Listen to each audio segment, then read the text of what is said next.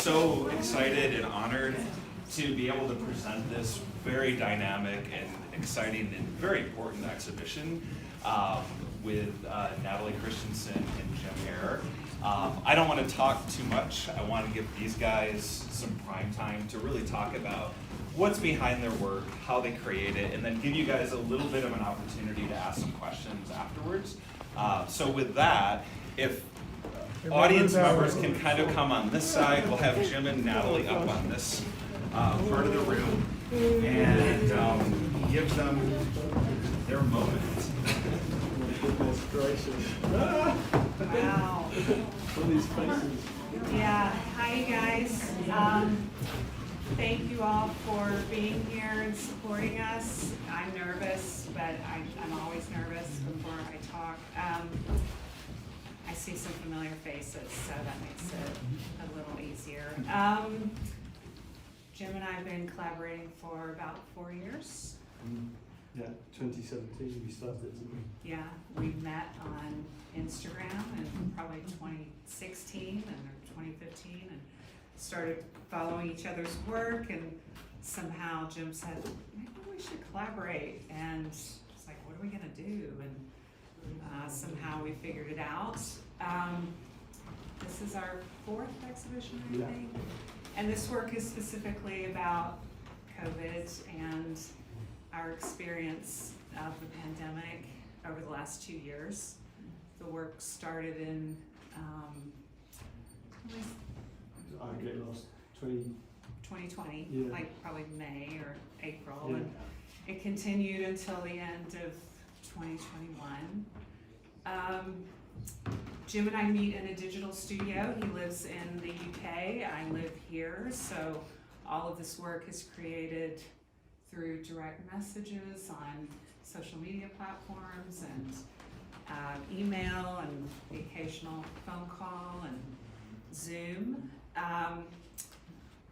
We noticed early on in the pandemic that we were spending a lot more time in our phones, and as a place that we went for connection and support and community, and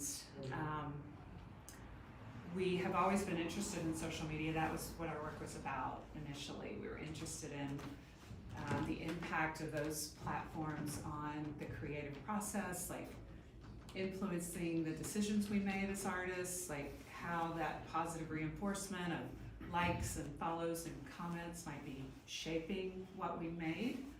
And so this work sort of springs from that, but I think it's more of, these are altered landscapes, as you can see. It's almost our internal psychological landscape during the pandemic. And these pieces over here were created early, and to me they reflect some naivete about early pandemic and how long we were gonna be in this, and it's not gonna last that long, is it? And then as we progressed, the pieces became more complex and more layered and more chaotic. I'm talking too much. Carry on. And this piece over here is the final two-dimensional work that we created, and its title is Un is in parentheses, Protected. That was made last summer when we thought we were coming out of it and things were looking safer and maybe this is over. And meanwhile, Jim was in the UK and the Delta variant was coming on strong there, and he was saying, just wait, it's coming for you guys. I know, it's not. We're gonna be fine. This piece behind us is called Variant, and then S in parentheses, obviously because there are multiple ones. And from this sprung these sculptures. They morphed into these 3-dimensional black steel specimens of variants. And they're individual pieces. They can be constructed in a multitude, infinite ways. They're printed on black steel. We actually left our digital studio and went into a real studio last fall, and we created these together. your turn. I was quite enjoying it. Hey, it's lovely for you all to be here. I'm a little bit nervous. But no, thank you for coming out, and well done for surviving the pandemic. No, it's not over, but you know, it's great that you're all safe and sound and well. Yeah, so what's interesting about this piece in particular, because it doesn't sort of follow the same chaotic, well it is chaotic but not in its sort of form, but it's when variance sort of the word was spoken about, it became more scientific. The word was scientific. There was the variant B.1 spot whatever. 1796. Yeah, exactly. So and then all of a sudden graphs started appearing and all became very scientific. And weirdly, I had COVID during this piece. So late 2020. Yeah, yeah. So and I had it quite badly. Your And whole family had it. yeah, and that sort of reflected in the tones of this picture, but also the lines and angles was a sort of scientific approach that I was sort of feeling at this time, and then that's where these forms came from. You know, they're triangulated, and what's really lovely about these is that, as Natalie said, they're all individual, so they can be rearranged, but they're all unique. Like everyone has a different print and a different fold to them. And so if you were to take it home, then you rearrange it, and that sort of, it's a nice analogy to sort of reflect your experience of the pandemic yourself. So they're ever evolving, and that's why their that's variant 1, 2 and 3. So even when we're going to produce more of these, they'll keep morphing into different sizes, different prints, and that sort of stuff. But yeah, and then the process of this is a really, it's a fascinating one, because it always starts via a conversation, doesn't it? And at the time when it all sort of was becoming a thing, we were just having these really sort of heavy conversations, and I'm not sure even how we started to produce them, but we did, and then that's where our previous work kicks in, and how it works is that via the conversations we start sharing images just naturally, and then I sort of put them together. And then I send it to Natalie, and she goes, well, what about this? Or she'll send me an image, and okay, that's nice. And then before long, we're starting a visual conversation rather than a word of mouth one. And then ultimately, they manifest when they're ready. There's no sort of set time. They just sort of come to be. So the process is crazy, and some of them are quite simplistic, and then some of them are really complex. I think there's about, I'm not sure how many images, about 36 images on this one, and they're all sort of comped together. And also, what's also strange is to get them to print, you have to deal with different resolutions. But sometimes Natalie would have a beautiful image, but it would be a phone image. So that's where you get these weird blurs between a high resolution image and a low res one. More texture. Yeah, but we really like that. We're being honest to the images that we were using. So, but yeah, that's sort of how they're created. There's no master plan. There's no sort of. And it's never, well, let's make an image about this or No. that. They just sort of intuitively come together, Yeah. and we think of what's the title. Yeah, Is it finished? Or there would be a word, like protected. You know, that was all around the vaccine, wasn't Yeah, it? That we sort thought of- that was our ticket. Yeah, we did. But you know, but they and variants. I mean, they're all words that become our everyday language now. So sometimes it's driven by a word, sometimes it's not, sometimes it's just an image that sort of manifests itself. But yeah. Would you guys mind talking just a little bit about the symbolism and how that comes together and the composition? And then after that, can we touch on the video Yeah. as well? Because that's an important part of the exhibition. Well, the video, do you want me to do the video? Sure. The video is this little film in the corner. But it's actually a really powerful film, and it'd be really great if you got the QR code and actually watched it in your own time. It's about 8 minutes long. But it's a compilation of stuff that we were documenting and sending to each other. So we they're all, would like video something on the TV, send it to each and other. I'll be going, oh my God, have you seen it? Because we're in different parts of the world. So we were sort of having these conversations just on a whole like shocking level. And it's a really powerful film because you forget what we've all been through. It's so easy to discount it. But the film is a really good marker that sets the work off. But it's also it's on the phone because we wanted to keep it true to the experience that we were sharing it. We didn't want it sort of blown up and big and glamorized. It's a true reflection of our journey we've been on. In terms of symbolism and both of our personal works, we tend to shoot very familiar, mundane sorts of objects, but elevate them into metaphorical sorts of scenes. And so in these pieces, while they have a lot going on, that same thing is happening in these. We're trying to share our emotional experience through flattened cones and sad trash cans and turned over chairs and shadows and yeah, they're colorful and a lot. My work obviously is made here, and so the light creates kind of different feel than work that's made in the UK. But yes, it's all symbolic work, up to you to interpret the meaning of it. Did I answer the question? Yeah. Did you guys have anything else that you'd like to share about creating this work that you feel is necessary for folks to know? I can't think of anything else.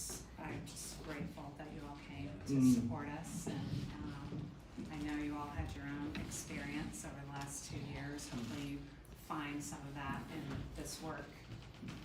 So, And with that, you guys, let's open it up to any kind of questions, comments that you'd like to direct. I should know this.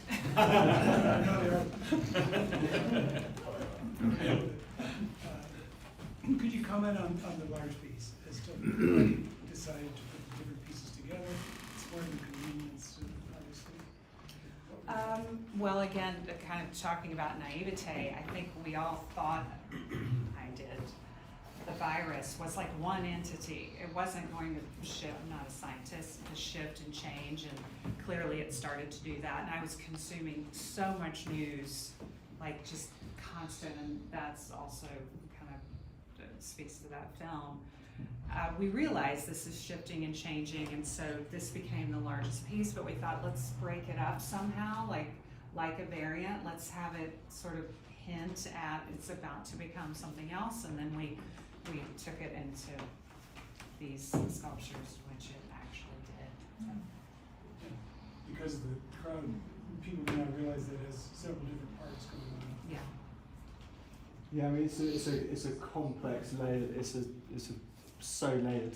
I mean the original image, in its raw state. I mean it goes on and it's infinite layers in Photoshop. But again, what's really interesting is when you come up close to it, you can sort of see the difference in texture, and I think that really sort of creates a sort of disorientation when you look at it, because things should be perceived to be closer to the front, but they're stuck behind something blurry. It's a really abstract sort of thing, but yeah.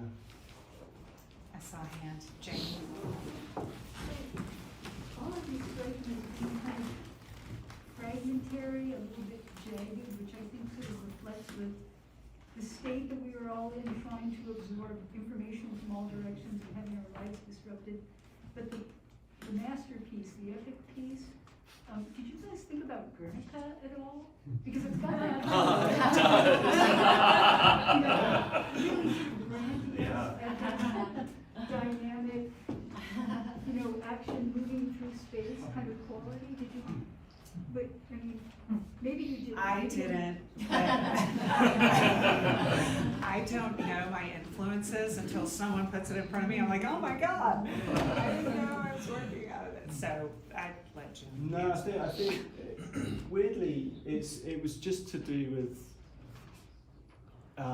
it's an experience thing, because as I was saying, I had COVID during the making of this, and I was really ill I had it really bad for about 3 weeks, and then I had long COVID for a bit too. So so this is a true reflection of that, and it was an aggressive, angry, felt dirty, all of those sort of things that we were going through, and I was getting, Natalie was going, oh gosh, it's sort of, but it just developed into this way, but it's all to do with the scientific approach of the variant, and that's why the angles, it was just a way of talking about science in our way. That's where the angles, the maths. The maths. We always have a debate, is it maths or maths? Math or maths. You're in America, it's math. So the maths became like a really big thing for the piece, and the angles just reflect that, rather than being sort of a more free-spirited sort of document. This seems to have more of an angle emotionally to it, I would say. I came in late, so you may have talked about this, but how does your collaboration work? Do you take specific different roles, and I guess I gather you're long distance. Yeah, about 5,000 miles apart. Yeah. It starts with, so we work with our archives. We don't shoot for the collaboration. And Jim will start a sketch. He'll send it to me. He'll just screenshot images from my personal Instagram. And I don't send him a bunch of photos until we've kind of decided on what the piece is going to be. But then it's back and forth through direct messages, where we just communicate in that way until we get to the final piece. We've said this before, but we call it our virtual studio because it's all done so virtually. It's a digital collaboration, digital by nature, and this is what's interesting about the physicality of the sculptures, because it's a whole new world for us. And it's all with archive photos? Yeah. You don't, we need this, and then No. No. But we both have pretty extensive, lots to choose from, I think. But I think that process, it might develop, but I think that comes from our first body of work of Altered States, Altered Scapes, where but it's all about our Instagram experiences, and that's why we wanted to use images that people might remember. And then we just carried on with that, it's just developed. But even in those early days, this is actually the big removal. In the early days, we chose 2 of each images, and we smashed them together to create a new story. Whereas these are hugely complex, and it's weird, but even, how did you say it? It's some lovely way where it's because we're in a new world, and we had time on our hands, so we just sort of started working more into them. I think the pandemic gave us an opportunity to be more experimental, to flow a bit more, we were so confined in real life that we expanded creatively, and I don't think that would have happened otherwise. I don't know for sure, but it feels that way. Thank you. Thank you. As a close observer, I thought your trip to London to do with and meeting with the machinist was a real turning point in this particular. I'll comment on that because that was a lot of there was hands-on. Yeah. That was the first time we ever worked side by side after almost 4 years to be there and make decisions about what section of the print were we going to use and what colors, and mixing colors on site, and not knowing when we screened what this was actually going to look like. and we could never create these again. Yeah. It's one and. Unique that's it. variants. Yes, unique variants. But no, it is interesting. Like each, because they look solid, but they're all separate.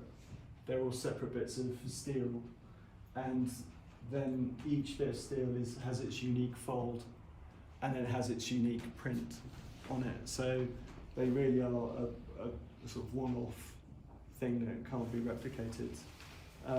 But yeah, in terms of the meeting, this is, and when I arrived here on Wednesday, and we hired out a studio space, and we worked together again for our second time, and we folded them, and we started playing with them and looking at them and trying different layouts and all that sort of thing. So it's amazing to think that this is all done after meeting twice in how many years? Or working twice in In the five last 2 five years, Yeah, you've been together Yeah. twice. yeah. So yeah, it's incredible, really. Thank you. Any other questions? I just want to say something. Yeah. I want to say that it's incredible to have a body of work that is so successful in documenting in an abstract way what we've all just been through. And it's really remarkable to me. I remember in January 2020, the end of January 2020, was when I took my last trip, you know, before the pandemic started, or the pandemic had started, but I didn't know it. And now, 2 years later, we're standing here. This is the first opening we've had without masks, you know, and we're packed full of people, you know, for the first time since the pandemic started. So it's really nice to have this space from what we've just gone through and see such a beautiful interpretation of it. So just like I think, you know, there are paintings that, like the Death of Marat, you know, that represents the French Revolution, you know, that become, there are works of art that become the spokesperson or the spokes thing for something that civilization went through.